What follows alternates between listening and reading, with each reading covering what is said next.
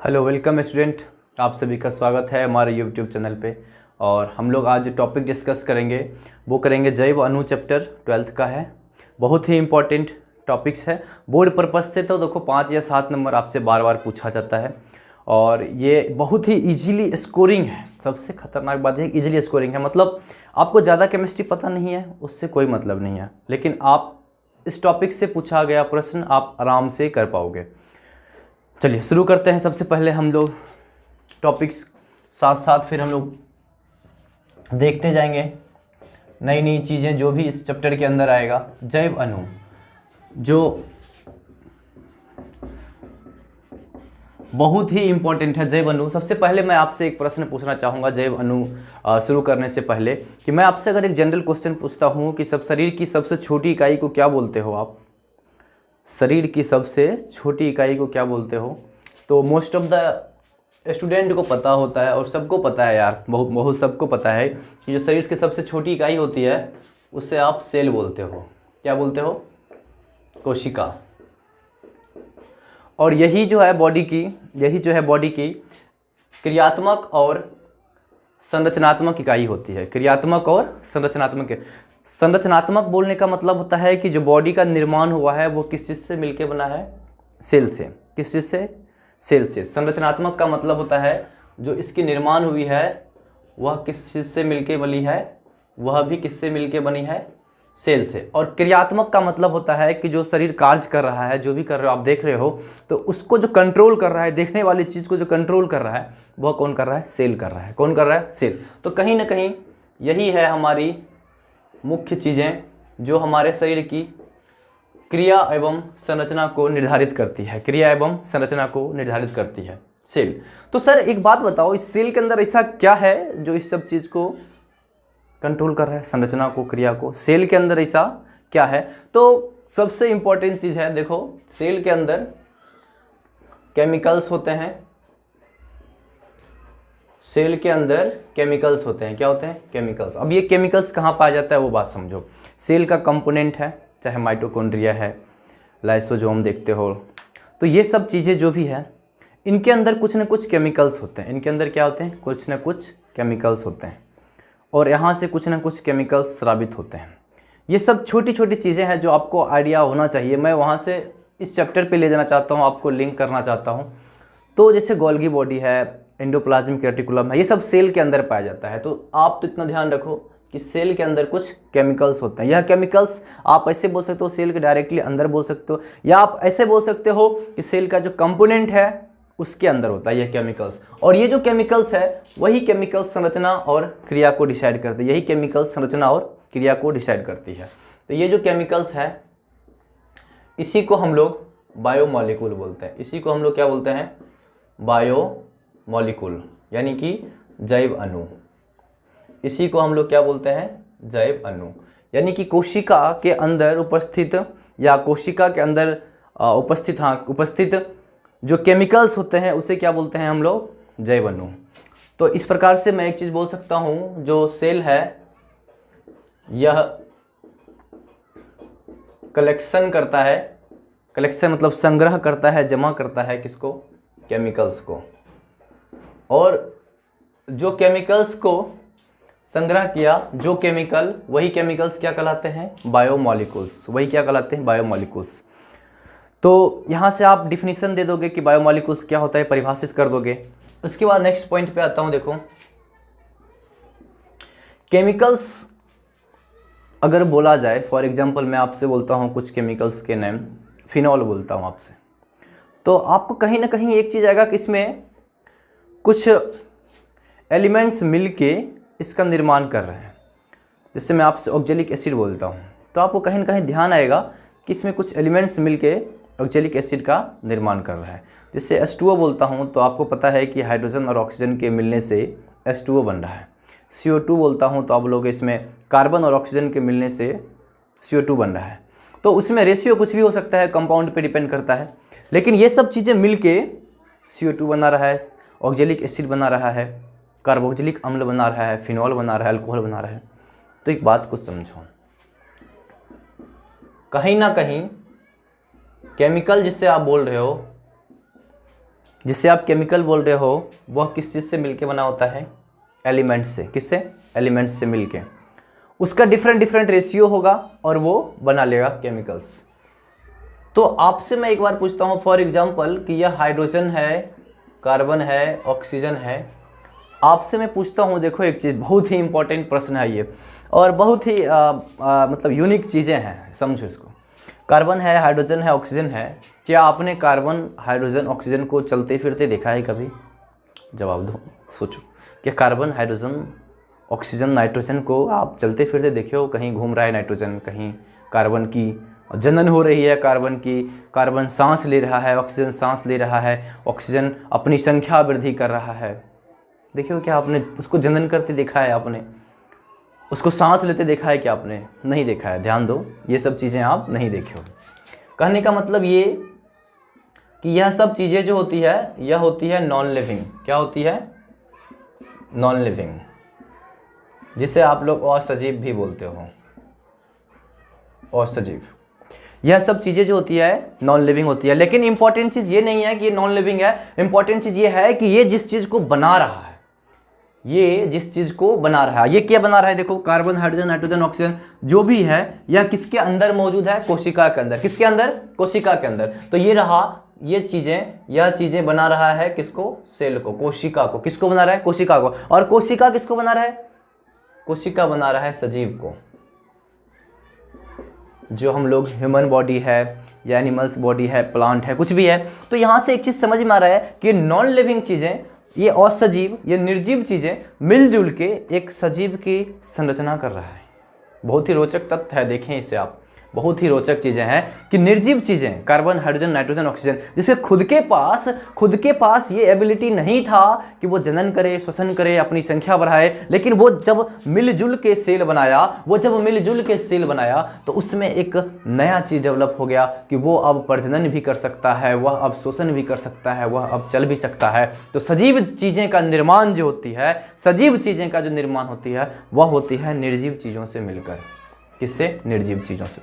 यह बहुत ही important objective बन जाता है कि सजीव का जो निर्माण होता है वह किस चीज़ से मिलकर मिलता है? तो निर्जीव चीज़ों से। जैसे मैं आपको कुछ एलिमेंट का नाम बोलता हूँ, कार्बन, हाइड्रोजन, नाइट्रोजन, ऑक्सीजन। ये सब बहुत ही इंपॉर्टेंट एलिमेंट्स होते हैं जो हमारे बॉडी की संरचना और क्रिया दोनों में महत्वपूर्ण रोल निभाते हैं। यह वैसा है कार्बन, हाइड्रोजन, नाइट्रोजन, ऑक्सीजन। आपसे ये कई बार पूछा भी जाता है कि जो बॉडी की प्रोटोप्लाज्मिक कॉन्स्टिट्यूएंट होते हैं, जो प्रोटोप्लाज्म बनाने वाले एलिमेंट्स होते हैं, वो कौन कौन से होते हैं? तो कार्बन, हाइड्रोजन, नाइट्रोजन, ऑक्सीजन होते हैं। बहुत ही इंपॉर्टेंट पॉइंट है ये कि सजीव की जो निर्माण होती है वह किससे होती है? नॉन लिविंग चीज़ों से मिलकर होती है। किससे होती है? नॉन लिविंग चीज़ों से। अब नेक्स्ट पॉइंट पे आते हैं हम लोग। आपको ये पता चल गया कि जैव अणु किसे कहते हैं, तो मैं एक बार आपको रिकैप करा देता हूँ। जैव अणु का मतलब हुआ स्टूडेंट कि जो कोशिका के अंदर उपस्थित रसायन है, कोशिका के अंदर उपस्थित रसायन है, उसे क्या बोलते हैं हम? जैव अणु। अब ये प्रश्न आएगा नेक्स्ट कि जैव अणु कितने प्रकार के होते हैं? जैव अणु कितने प्रकार के होते हैं, ये समझो आप। जैव अणु कितने प्रकार के होते हैं?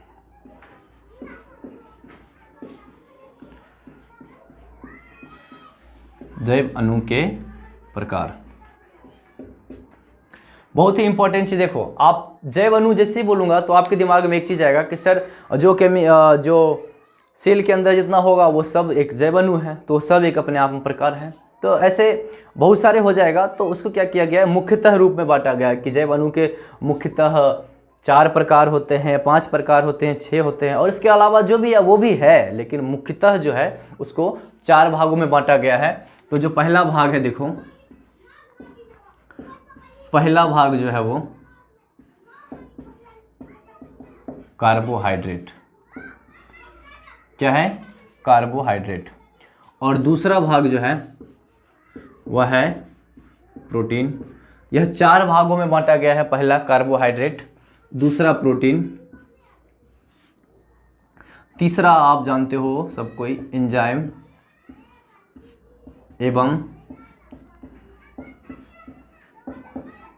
एवं हार्मोन, और जो चौथा होता है वो होता है न्यूक्लिक अम्ल। न्यूक्लिक अम्ल।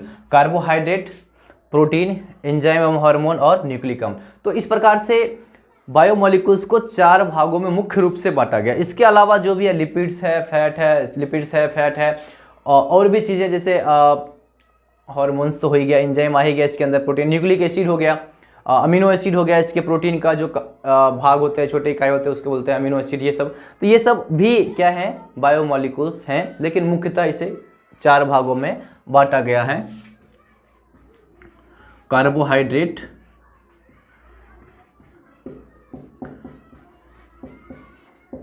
प्रोटीन, एंजाइम एंड हार्मोन और न्यूक्लिक एसिड। तो यह जो है मुख्य प्रकार होते हैं बायोमोलिकुल्स के। और इसके बाद हम लोग अब शुरू करते हैं कार्बोहाइड्रेट से आगे की डिस्कशन।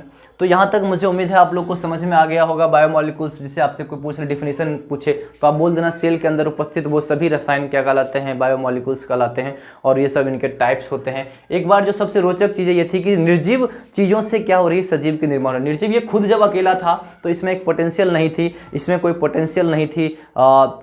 सजीव वाली जो जैसे रिप्रोडक्शन हुआ, रिस्पायरेशन हुआ, ये सब टाइप के फिनोमेना नहीं थी। श्वसन नहीं कर सकता था, प्रजनन नहीं कर सकता था। लेकिन ये जो चीज़ मिलके बनाया है ना, जिसे बनाया है, तो वो सजीव जब बना है तो उसमें एक अलग क्षमता है भाई, उसमें एक गजब का क्षमता है। तो ये चीज़ें रोचक थी, ये आपको समझना था। उसके बाद ये टाइप्स ऑफ बायोमोलिकुल्स पूछा जाए तो मुख्यतः इस प्रकार से है, और बाकी भी होते हैं तो वो सभी हैं। जब आपको बोर्ड में पूछा जाए तो आप मुख्यतः ये होते हैं। अब हम लोग आगे जो पढ़ते हैं, आगे पढ़ते हैं हम लोग कार्बोहाइड्रेट्स के बारे में।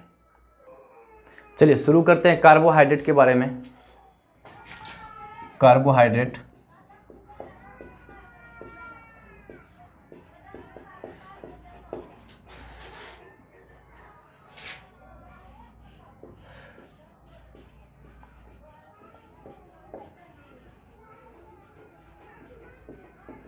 यह बहुत ही इंपॉर्टेंट है, यहाँ से ऑब्जेक्टिव पूछा जाएगा। देखो कौन सा प्रश्न बनेगा, वो बहुत ही इंपॉर्टेंट है।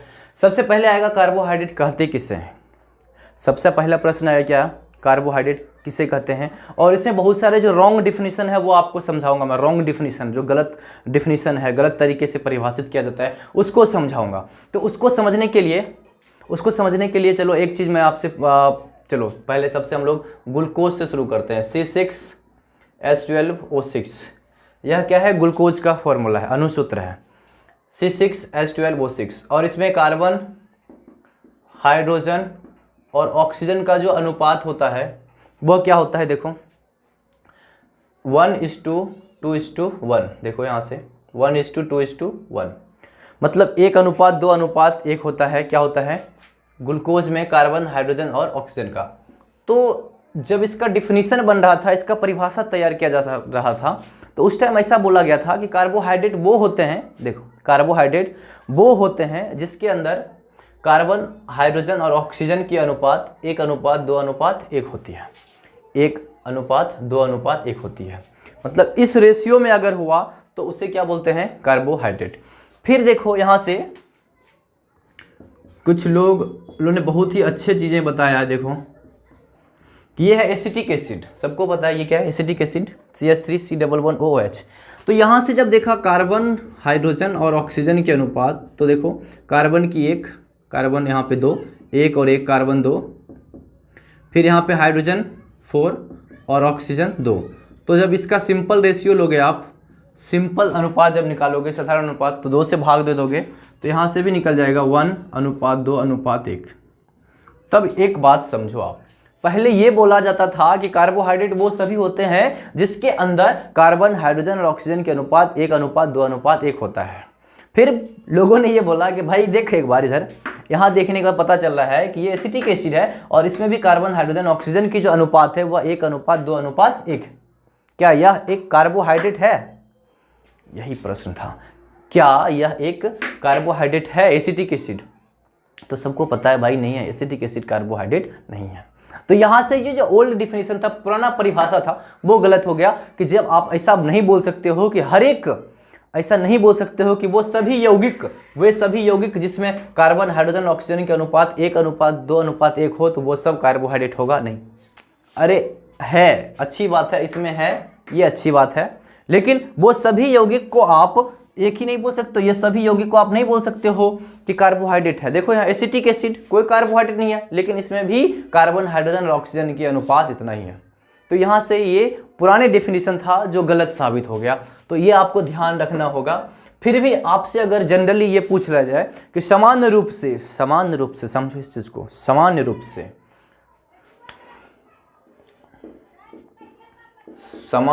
से कार्बन, हाइड्रोजन और ऑक्सीजन की अनुपात 1:2:1 होती है क्या कार्बोहाइड्रेट में? तो आप सोचो आपका जवाब क्या होगा। बिल्कुल होती है।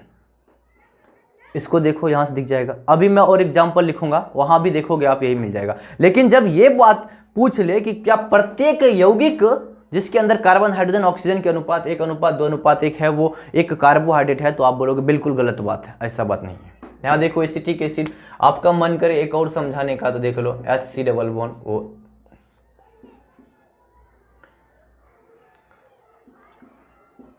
इसमें देखो HC+OH में, यहाँ पे देखो कार्बन, हाइड्रोजन और ऑक्सीजन, तो यह भी क्या है 1:2:1। तो इस प्रकार से आप बोल सकते हो यह भी एक कार्बोहाइड्रेट नहीं है, लेकिन इसमें भी क्या है सर, इसमें भी क्या है कि जो कार्बन, हाइड्रोजन और ऑक्सीजन का अनुपात है वह 1:2:1 है। तो इस प्रकार से आप बोल सकते हो जो पुराना परिभाषा था सर वो क्या हुआ, गलत साबित हो गया। उसके बाद कुछ और परिभाषा आया, चलो उसको समझाता हूँ आपको, वह भी बहुत इंपॉर्टेंट है। कुछ और परिभाषा आया किस चीज को समझाने के लिए, कार्बोहाइड्रेट की परिभाषा को समझाने के लिए। वो बोला गया, बात को समझो, चलो लिखता हूं मैं। वे सभी यौगिक, जो पुराना परिभाषा आई था, वे सभी यौगिक जिसके जो कार्बन, हाइड्रोजन, ऑक्सीजन से मिलकर बना होता है कार्बोहाइड्रेट कहलाता है। क्या कहलाता है? कार्बोहाइड्रेट।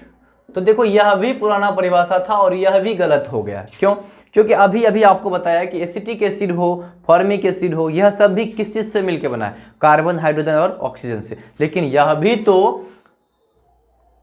तो कोई कार्बोहाइड्रेट नहीं है, तो यह भी परिभाषा क्या हो गया, गलत। तो सही क्या है जो आपको एग्जाम में लिखना? ये सब पुरानी डिफिनीशन थी, पहले थी, ऐसा ही परिभाषित किया गया था, वो सब चीज़ें गलत हो गई। उसके बाद एक नया डिफिनीशन बना, और वो जो डिफिनीशन बना ना, वो एक कार्बोहाइड्रेट को देखा गया अच्छे से, और उसके बाद जितना भी उसको क्लासिफिकेशन दिखा उसको दिखा, फिर उसके बाद उस चीज़ों को परिभाषित किया गया। तो मैं अब आपको उस पॉइंट पे ले जाना चाहता हूँ जहाँ से आपको ये समझ में आ जाएगी कि कार्बोहाइड्रेट की रियल परिभाषा हमें एग्जाम में क्या लिखना है। तो सबसे पहले जैसे मैं आपसे एक चीज़ पूछता हूँ, ग्लूकोज। याद कर लो आप लोग, ग्लूकोज का जो फॉर्मूला होता है यह बहुत इंपॉर्टेंट भी है, बोर्ड में तो डायरेक्ट पूछा भी जा सकता है। इसका जो होता है C6H12O6, क्या होता है, C6H12O6। और जब इसकी संरचना बनाते हैं हम, ओपन चेन श्रृंखला की बात कर रहा हूं मैं, खुला श्रृंखला एक लंबी चेन में, तो देखो आप लोग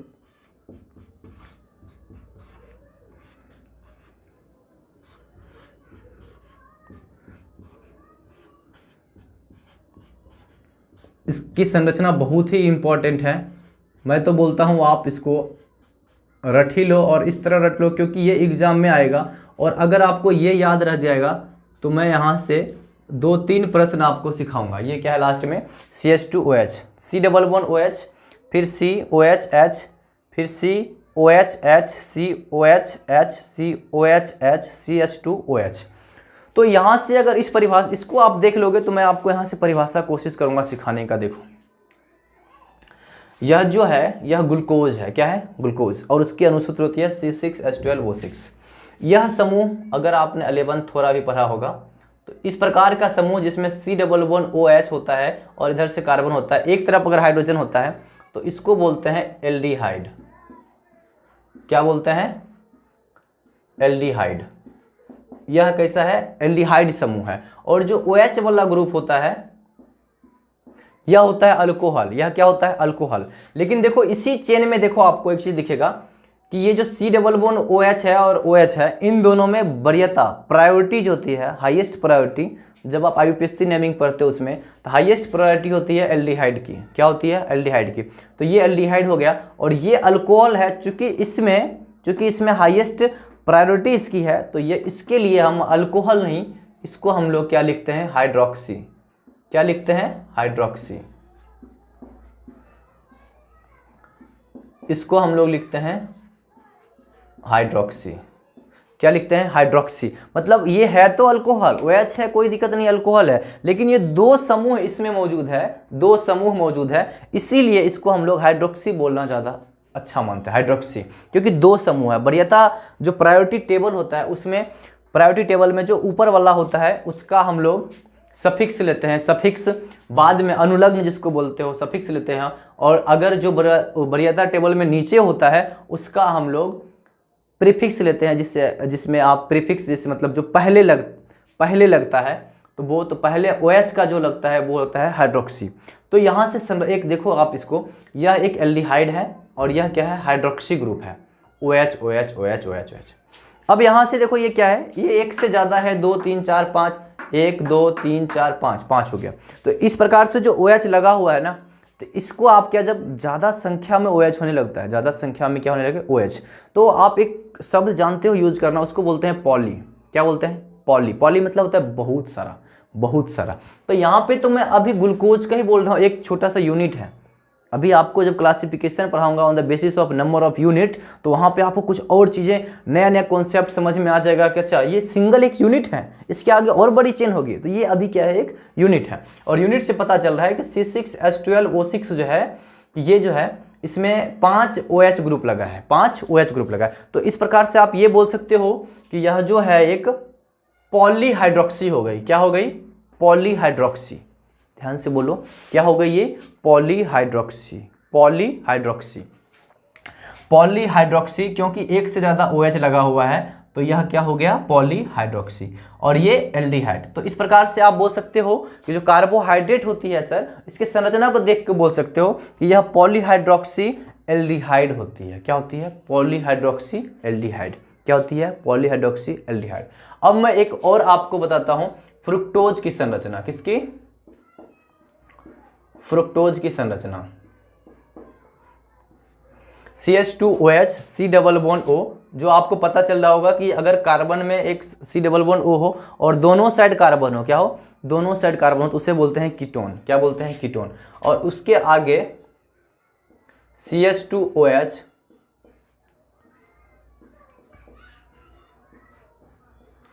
1 2 और यहाँ पे 3 3 2 5 CHOH।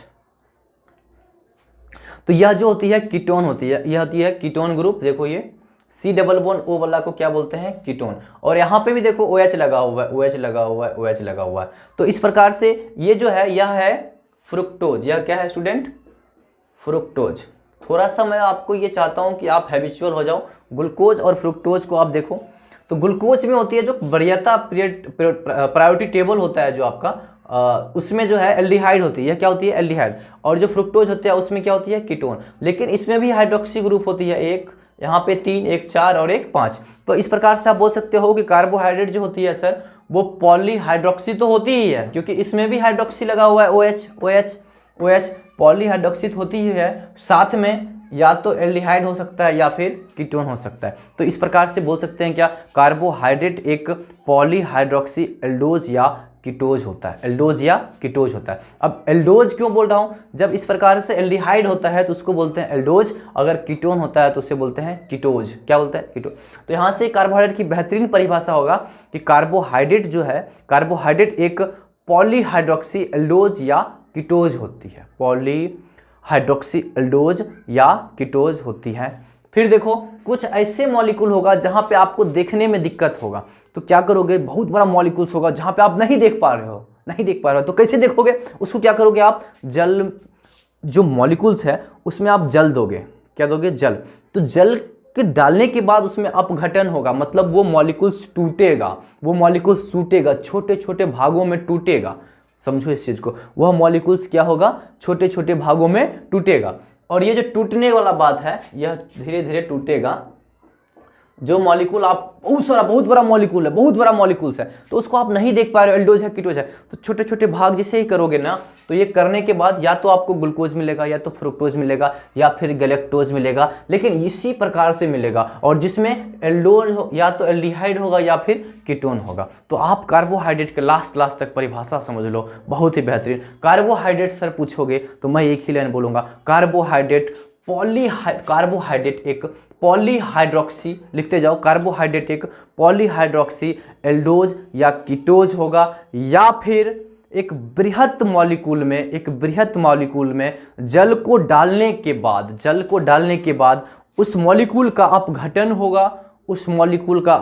होगा, और अपघटन के उपरांत हमें या तो एल्डिहाइड मिलेगा या फिर कीटोन मिलेगा। मतलब इन दोनों यूनिट में ही कुछ मिलेगा आपको, या तो एल्डिहाइड मिलेगा या फिर क्या मिलेगा, कीटोन।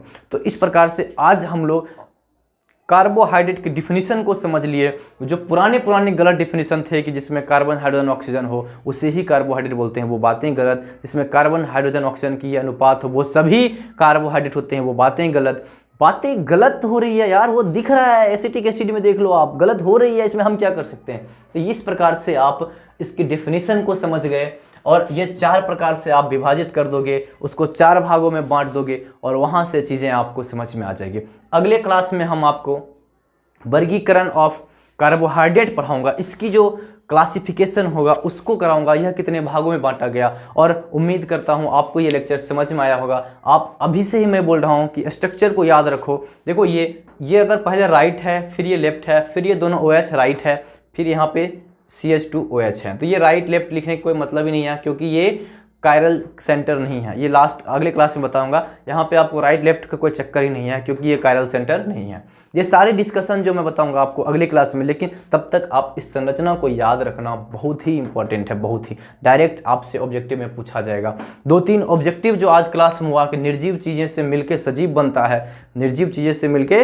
बनता है, बायोमॉलिक्यूल्स की परिभाषा क्या होती है, और प्रोटोप्लाज्म जो बॉडी बनाने वाला मुख्य एलिमेंट होते हैं वो कौन कौन से होते हैं, कार्बन, हाइड्रोजन, नाइट्रोजन, ऑक्सीजन। तो ये सब आपको ध्यान रखना होगा। इसी सब से प्रश्न बनते हैं अगले क्लास। चलिए मिलते हैं, बहुत बहुत धन्यवाद। और आप लोग अच्छा लग रहा है तो चैनल को सब्सक्राइब करो, अपने दोस्तों के बीच शेयर करो, और जो टॉपिक्स पढ़ना हो वो बताइए, आपका मोस्ट वेलकम होगा।